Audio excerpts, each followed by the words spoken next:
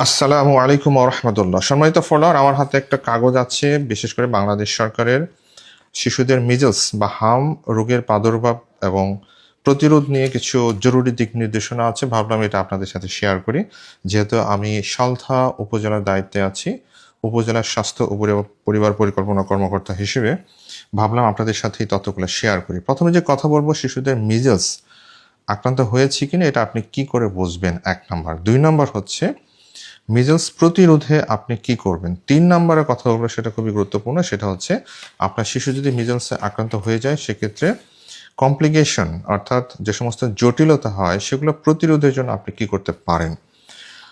আরেকটা বিষয় জেনে রাখা ভালো, সেটা হচ্ছে আমাদের শিশুদের এখন দেখা গেলো যে গায়ে র্যাশ হচ্ছে, এবং এই র্যাশ নিয়ে অনেক বাবা মা চেম্বারে আসতেছেন, ডক্টরের কাছে ছুটে যাচ্ছেন যে তার বাবার মিজলস হয়েছে কিনা।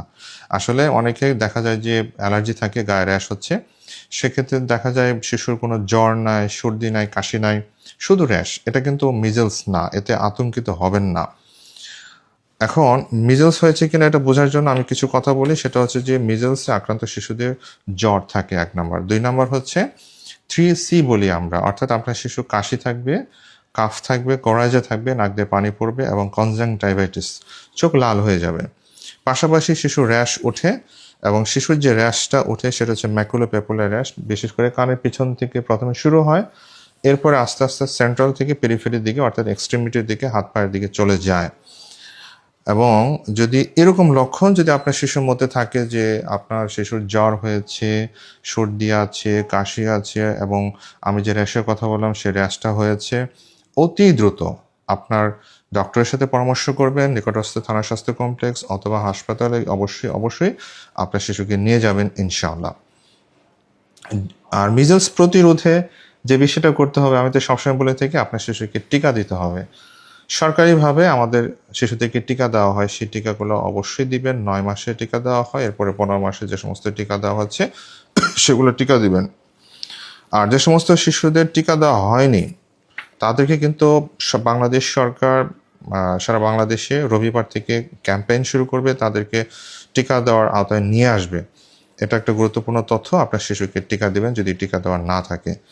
2 নম্বর হচ্ছে প্রতিরোধের জন্য আপনার শিশুর কে অবশ্যই আলাদা রাখতে হবে। যদি তার জ্বর, ঠান্ডা, কাশি বা র্যাশ হয় তাকে অন্যান্য শিশুর থেকে আলাদা রাখার চেষ্টা করবেন।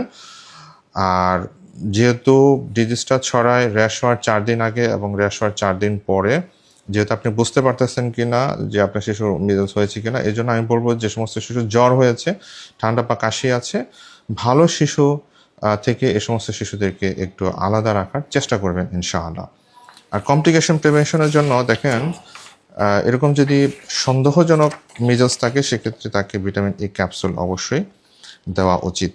যেখানে ডোজ লেখা আছে গাইডলাইনে বা আমাকে যে তথ্য দেওয়া হয়েছে সেখানে বলা হয়েছে 6 মাস বয়সের নিচে 50,000 ইউনিট ভিটামিন এ ক্যাপসুল আপনার শিশুকে খাওয়াতে হবে, যেটা রেটিনল ফুড 50,000 ইউনিট নেওয়া পাওয়া যায় একটা ক্যাপসুল।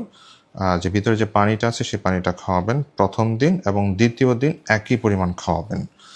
6 থেকে 11 মাস বয়সে 1 লাখ ইন্টারন্যাশনাল ইউনিট খাওয়াতে হবে, অর্থাৎ রেটিনল ফুড 2টা ক্যাপসুল আপনার শিশুকে খাওয়াতে হবে প্রথম দিন এবং দ্বিতীয় দিন।